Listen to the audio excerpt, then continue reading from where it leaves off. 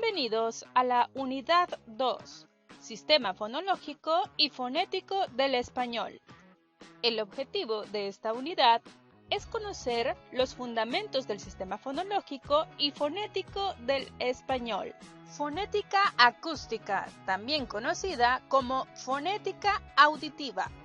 ¿De qué se trata la fonética acústica o también conocida como fonética auditiva? Se dice que es el estudio de los fonemas que emite la voz humana. Es la transmisión del lenguaje codificado en un contexto a través de un canal. Por otro lado, cuando escuchamos las palabras, se produce una vibración de sonido que provoca que nuestro cerebro las decodifique. Y por último, se provocan ondas sonoras que se transmiten a través del aire. Cuando vemos esta imagen, vemos un proceso de comunicación, donde hay un emisor y un receptor. El emisor emite fonemas que a la vez causan ondas sonoras y el receptor las entiende. Características de la fonética acústica. La fonética acústica estudia la onda sonora. También estudia el sonido. El sonido lo vamos a entender como la vibración de determinado cuerpo o materia. Los seres humanos, en la gran mayoría de ocasiones, nos comunicamos a través de ondas sonoras, es decir, por medio de vibraciones.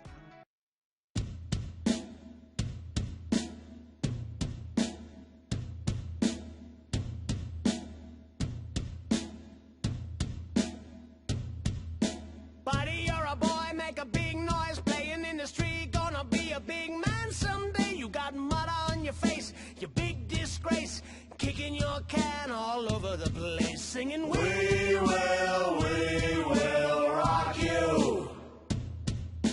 We will rock you. El sonido es la vibración de un determinado cuerpo o materia. Por ejemplo, si se choca un objeto contra otro, provocará un sonido, ya que ambos elementos han permanecido en estado de reposo.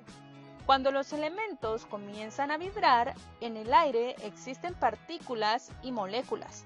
Estas chocan unas con otras y eso provoca el sonido. Luego se comprimen y regresan a su estado natural y es lo que conocemos como onda sonora. La onda sonora la puede provocar un cuerpo o materia, así como también nuestro sistema fonológico cuando pronunciamos fonemas. Explicación de la onda sonora. Después de la vibración de determinado cuerpo o materia, lo que se conoce como sonido, se comprimen las partículas. Esto ocurre en milésimas de segundo. Sucede tan rápido que uno no nota cuando las partículas entran en compresión. Todo esto es posible por el aire. Ojo con el dato, la ausencia de aire evita que haya sonido. La onda sonora se realiza en el siguiente escenario.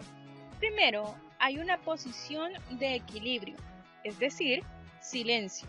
Posteriormente, existe el determinado choque de cuerpos o materias que producen sonido.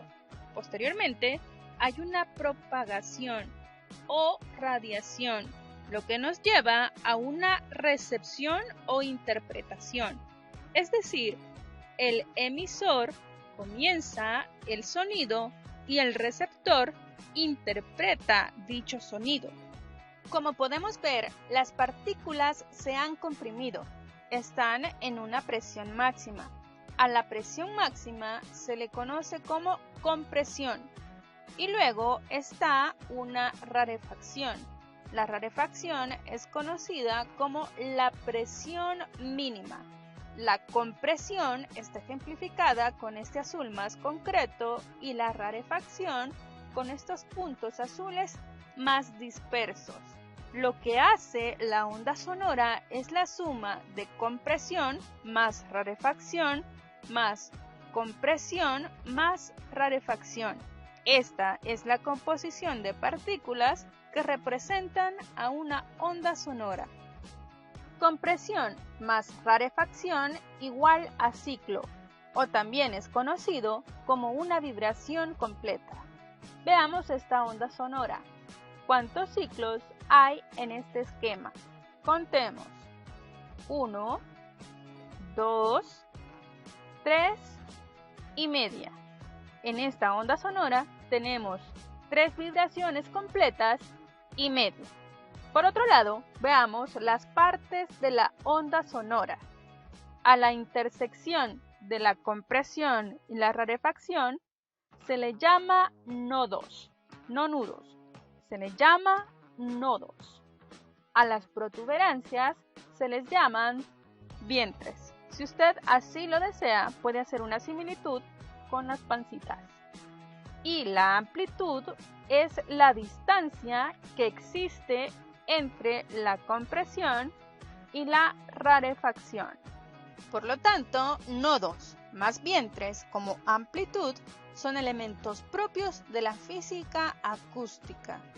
Y hablando de física acústica, nos preguntamos, ¿en cuánto tiempo viaja el sonido a través del aire? La respuesta no es concreta, depende en qué medio viaja. Puede viajar en un metal, en aire o en agua, lo que hace que la respuesta varíe. Sigamos revisando más elementos de la onda sonora. Duración. La duración la vamos a entender como la prolongación del movimiento vibratorio en un tiempo determinado. Como pueden observar en esta gráfica, el sonido es largo, obviamente la duración será larga. Si el sonido es corto, pues obviamente la duración será corta. Por otro lado, tenemos la amplitud. La amplitud depende de la fuerza del movimiento vibratorio. Si el volumen es bajo, hay menos amplitud o cobertura de sonido. Si hay volumen alto, habrá más cobertura de sonido. La amplitud depende de la fuerza del movimiento vibratorio y esta se mide en decibeles. Por otro lado, tenemos la frecuencia. La frecuencia es el número de ciclos en un tiempo determinado y los ciclos se miden en hertz. El sonido agudo tiene más ciclos, por lo tanto tiene más frecuencia, más hertz. El sonido grave tiene menos ciclos, es decir, tiene menos frecuencias, tiene menos hertz. El sonido agudo lo podemos interpretar como el sonido del habla de las mujeres. Las mujeres tenemos un sonido más agudo al hablar y los hombres tienen un sonido más grave. Por lo tanto, la fonética acústica se ocupa de estudiar los componentes que conforman la onda sonora compleja de sonidos articulados y busca cuál o cuáles de ellos son imprescindibles para su reconocimiento. No hay duda que la fonética acústica necesita de un medio de comunicación o un ciclo de comunicación, donde existe un emisor y un receptor. La fonética acústica se auxilia de la codificación del mensaje, la producción de sonido articulado, las ondas sonoras que llevan a la percepción auditiva del sonido y por último la decodificación del mensaje por parte del receptor. En pocas palabras, el emisor y hablante hace uso de la fonética acústica y el receptor u oyente hace uso de la fonética auditiva. Podemos llegar a la siguiente conclusión, que al haber dos tipos de fonética, tanto la fonética acústica como la fonética auditiva, se encuentran definitivamente involucradas en un mismo fenómeno, como es el proceso de comunicación a través de la pronunciación de fonemas.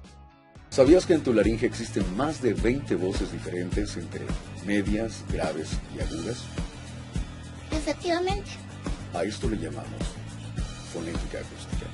Y nos sirve para dar vida en el doblaje a muchos personajes o en la locución comercial para talentos. Niños. Kevin les había dado algo que no habían tenido en muchísimo tiempo. Esperanza. Kevin estaba orgulloso. Él iba a ser quien salvaría a su tribu. Stuart estaba hambriento.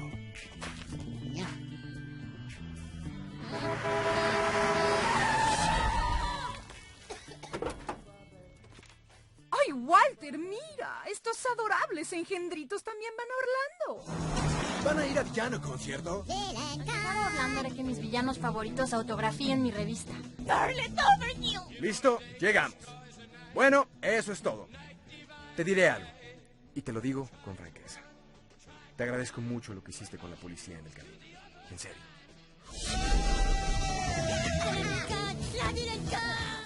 Damas y caballeros, la supervillana que todos hemos estado esperando, Scarlet Overkill. No se siente bien hacer tanto mal. ¿Saben quién es esta? ¿La cucaracha? Esta es la reina Isabel. Y en serio, quiero su corona. Han venido por la corona de la reina, ¿cierto? Bueno, antes tendrán que pasar por aquí.